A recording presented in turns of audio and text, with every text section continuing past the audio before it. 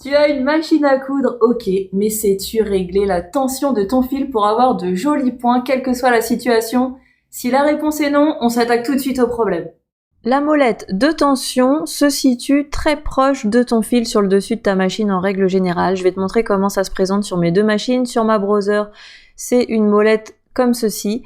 En fait, le principe, c'est qu'il y a un ressort et que plus tu vas vers le 0, plus le ressort est détendu, donc moins ton fil est tendu. Et plus tu vas vers les grands chiffres, plus tu vas avoir un ressort qui est tendu et qui va venir écraser ton fil. Donc, on va voir comment régler la tension tout de suite, mais voilà à quoi ça ressemble, aussi bien sur une browser que sur ma PFAF. Tu vois que c'est vraiment très similaire dans la présentation. Alors voilà, j'ai fait 3 tests pour te montrer. Première ligne, j'ai cousu avec une tension moyenne qui là était de 4, donc tu vois, et j'ai fait un point plus long, un point de 3,5 de long pour que tu puisses bien te rendre compte. Donc là, le point est propre, d'accord? Et il est propre aussi sur l'envers. Tu vois ici que le point est très propre. Ici, j'ai fait exprès de mettre la tension à 0, donc pas tendu du tout. Donc déjà, tu peux voir que sur le dessus, j'ai des petits fils. Bon, ils sont pas très bien pris dans le tissu, ça lève un peu. Mais alors, la vraie différence, elle est là sur l'envers. Tu vois que cette ligne-là, c'est n'importe quoi. Ça, c'est une couture qui, dans le temps, ça va pas tenir. Ça va pas du tout. Et ici, j'ai tendu à fond la tension, donc j'ai mis à 9. Et donc, tu peux voir que là, on voit même plus finalement les différents points. Ça me fait presque une ligne droite.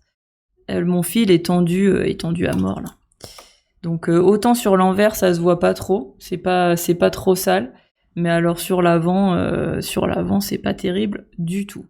Et en plus ce que tu vois peut-être pas, c'est que ça a fait un petit peu ça a un peu gondolé mon tissu qui est pourtant du jean qui est un tissu raide, qui a pas d'élastane dedans, et ça l'a resserré quoi. Donc c'est pas bon. Bien sûr, quand tu vas avoir un projet en couture, il va falloir tester sur ton tissu réel et sur le bon nombre d'épaisseurs. Donc si par exemple moi j'avais du jean et que je sais que je vais faire une trousse et que j'ai au moins que j'ai 2 épaisseurs à coudre, forcément parce qu'il y a au moins 2 côtés, peut-être parfois j'aurais à coudre 4 épaisseurs en même temps, et ben je vais regarder sur ma machine ce que ça donne. Alors bien sûr, plus t'as un tissu épais, plus il va falloir donner du mou au fil, donc plus tu vas tendre vers le 0, vers les petits nombres. Alors 0 c'est quand même assez rare, mais peut-être que tu seras à 1 ou 2 pour laisser du mou à ton fil pour qu'il puisse bien s'exprimer et faire de jolis points. Par contre, si tu as un tissu très fin et que t'as que 2 épaisseurs, bah là tu vas pouvoir resserrer un petit peu ta tension. Si tu débutes, le mieux c'est peut-être de démarrer avec une tension. Tu pars avec ta tension, hop là, ici, pardon avec ta tension moyenne. Donc là tu vois qu'elle est même symbolisée par un petit trait. Là il n'y a pas de trait, c'est une tension basse. Et là tu vois que on t'a mis un trait entre le 3 et le 5. Donc tu joues un petit peu avec ça et normalement tu devrais trouver la tension qui va bien.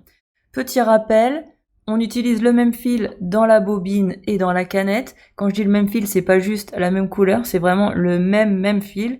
Parce que ça va t'aider à avoir un plus joli point. Quand ton point n'est pas joli aussi, tu peux agrandir la longueur de ton point. Tu vois, là j'ai mis à 3,5 pour que tu vois. Donc plus tu as un tissu épais, plus tu vas allonger ton point. Sachant que le point classique, entre guillemets, c'est 2,5, tu vois, et même avec les notes pour me le dire. Et donc plus ça va aller, plus tu vas avoir un point long. 3,5 c'est pas mal si tu as des épaisseurs, d'avoir un point un petit peu plus long. Voilà, bah écoute, j'espère que ce tuto t'a permis de comprendre comment régler la tension de ta machine et que ça n'a plus de secret pour toi, il n'y a plus qu'à faire des tests.